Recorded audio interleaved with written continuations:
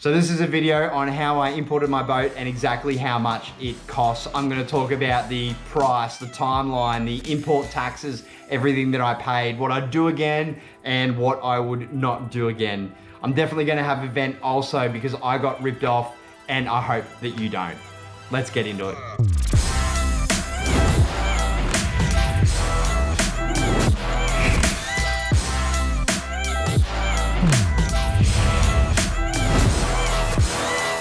So this is a little bit different to my standard content, but you'll find it interesting if you're in the market for a boat, particularly from overseas. I recently purchased a bass boat, a Phoenix 618. It was an Elite Series camera boat, and I got it from a guy in Arkansas. In this video, I'm gonna go through this stuff up here, and while that's up there, I wanna make a couple of points. The first is that there's a bunch of opinions here about my experience with this import process, and the numbers that I provide are done in good faith. If you think that you could do better, go ahead and do that. I'm really happy with my purchase. Also, a few things could change from the time that I import the boat, like legislation requirements and tax numbers and whatnot. So just definitely do your own research before you go ahead and make a purchase like this.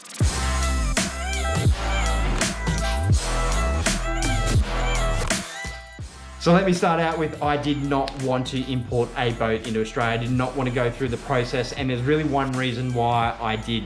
And that was because I couldn't find the brand and model of boat that I wanted for sale in Australia, whether that was new or secondhand. I did some Google searching. I couldn't find a website on the internet that had anything to do with this. And I went onto Facebook. I actually found a business, or what looked to be a form of business, because there was a bunch of posts and then all of a sudden nothing more, no comments or anything. So I made the assumption that business was no longer trading.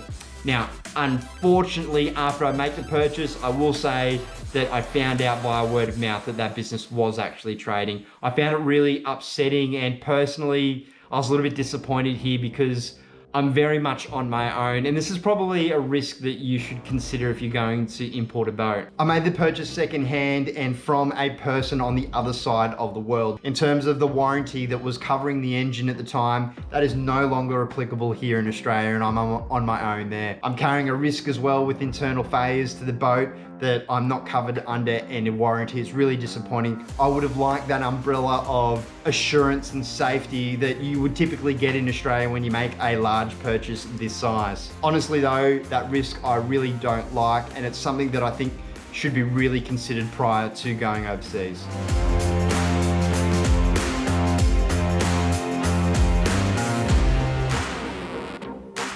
So this is the process that felt the longest for me, actually finding the vessel. There were so many late nights of Facebook searches, YouTube, Reddit, classifieds in the States, random emails getting sent off and getting no reply. There was a lot of unengaging communication going on, and it did feel draining. Every time I thought I'd found the boat, I was let down in some way, shape or form. The boat I eventually found came up for the right price and the right budget on a Facebook page, and I immediately started to engage that person. Got as many photos as I could, asked all these different questions about the history, and as soon as it started to become a really viable option, I started looking at the import process, which then made me realize I was a bit of a fish out of water.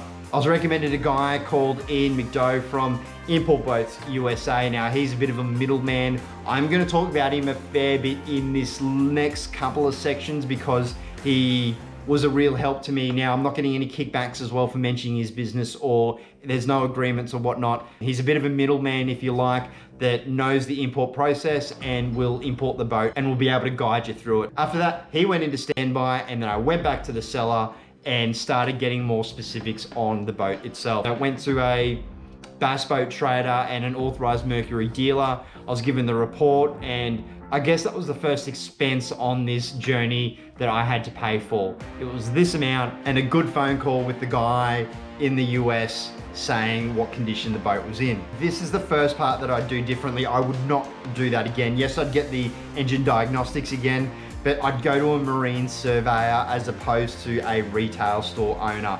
The marine surveyor will provide a full up report. I'd end up getting a survey later, but if I had my time again, I would have done that before the purchase. But for me, the report was good and the phone conversation with that fellow was good, so I went ahead with the purchase.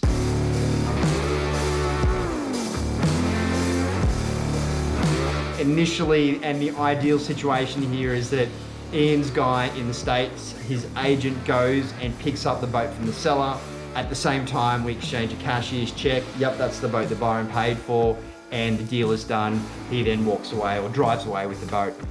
Unfortunately, I happened to buy a boat in the middle of the US in Arkansas, so his agent couldn't get there. So he had to organize another haul or another trucking company to go and pick up the boat.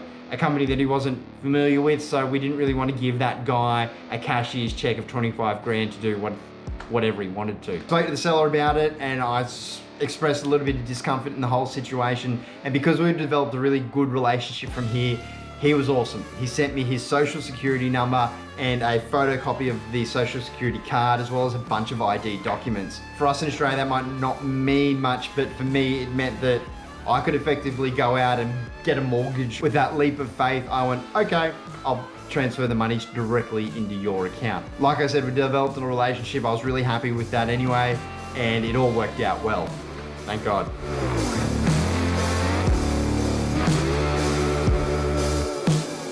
There was a bit of paperwork, but realistically it was a non-event. I guess over the next 3 weeks, a bunch of emails start hitting my inbox with ticks of approvals, and I know my import has been approved. Now my boat has to travel from Arkansas down to Savannah, which is where the ship's waiting for it. And when it arrives, a bunch of bills come in, and they're the first real big bills.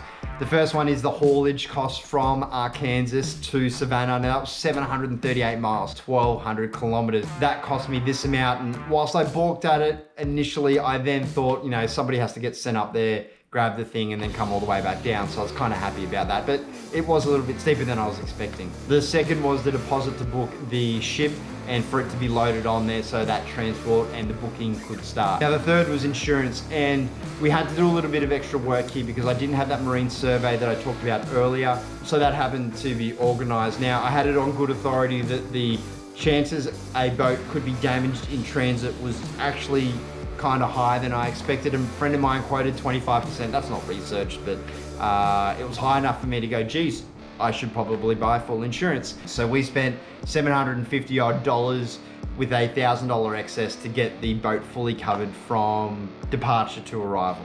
To make that happen, we needed the marine survey, and it came in at this. From there, off we went.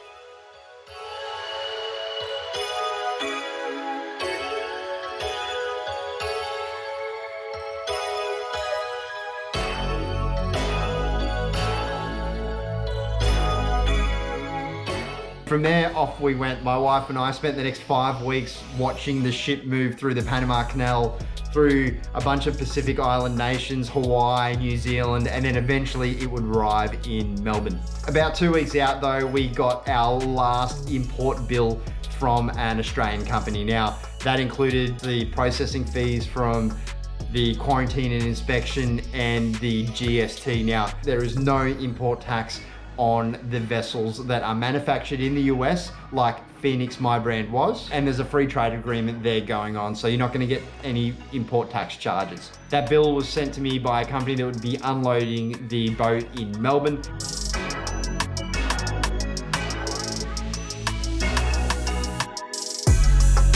So I paid for a roll-on, roll-off trailer move, and whilst the boat was unloaded quickly, you know, in a couple of days, it took a good 10 days for quarantine to inspect the boat for the first time. That really annoyed me for starters because I'd taken leave, I'd been waiting for so long. To wait another, 10 days annoyed me a little bit. When they finally got around to inspecting it, they said it needed to be cleaned, and then I had to wait another week for a cleaning service that charged me $770 to clean the boat. There was a re-inspection fee in that $770, but then I had to wait another 10 days for quarantine to get around to it again, and a month to the day after it landed, I eventually saw the boat. So if you're going to import a boat, just understand that there might be some delays a little bit later that are out of your control. Don't expect to have that boat straight away. And if you do, hats off, good on you. I certainly didn't have it. The thing that really pissed me off about that entire process and made my blood boil was that when I picked up the boat, it was filthy. Like, there was dirt and mud all over it. Here are some gurney shots of me cleaning it back when I got it home, but I didn't have any other choice but to pay for a cleaning service that the quarantine guys had said I needed to do, that was just a basic mess when I got the boat. There was mud and dirt still all over it. There isn't anymore, but I really do feel that either the quarantine officers on that re-inspection or the cleaning service have something to answer for. My 4-year-old son could have done a better job of cleaning that boat, and it was really disappointing to see Australian Wharfies be the lymphac in the entire process.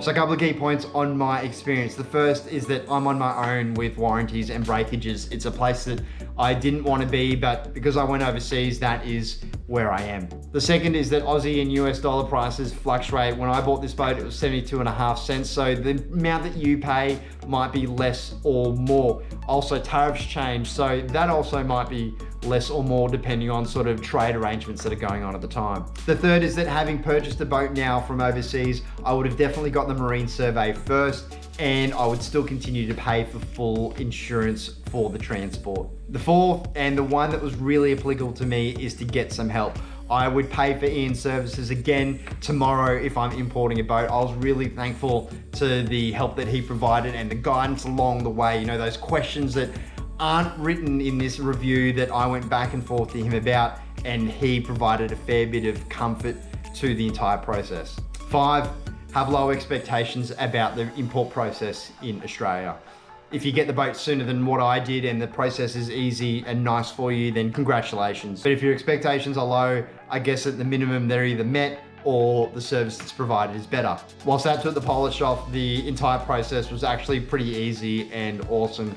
Here is a list that you can pause and have a look at my costings if that's something that you want to do. Hope you enjoyed the video. Stay safe. I'll see you next time.